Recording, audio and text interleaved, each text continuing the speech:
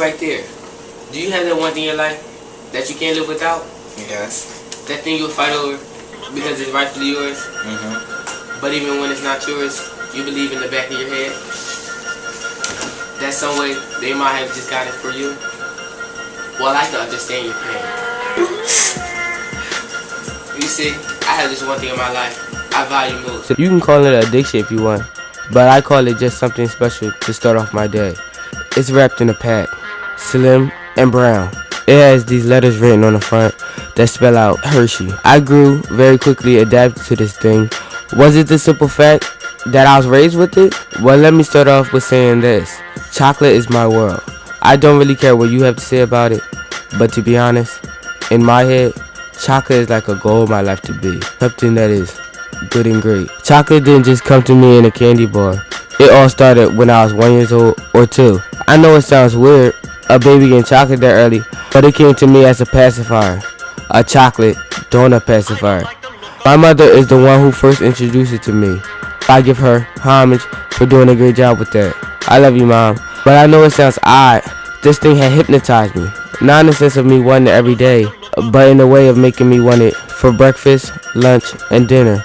Well, hey, that kind of is having it every day. But to continue, I remember when my mother used to give me other pacifiers. I would look at her with this blank face like, huh? And like, no, Mom, where is my pacifier? But I guess she couldn't understand me at the time, because most of the words out of my mouth were only Mom and me crying. In some way, she knew exactly what I wanted, which was my pacifier. Years had went by, and to think back, I don't remember me ever going a week without chocolate. Yes, I should say, I was hooked on this thing they called the candy bar. But hey, nothing to me was better at the time.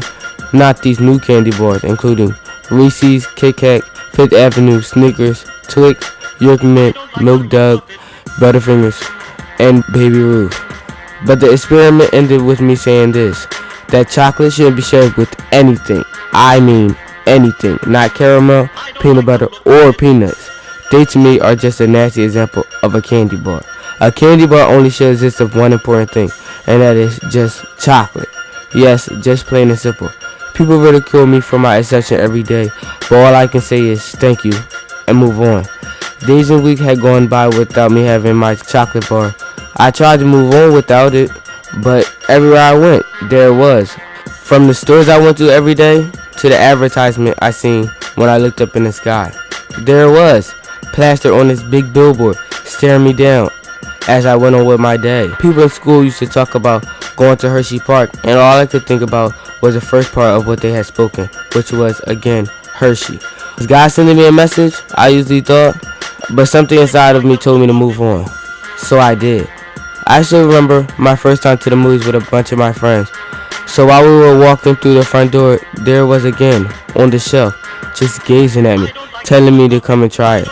But I stood strong and walked past it. Later we all got our seat.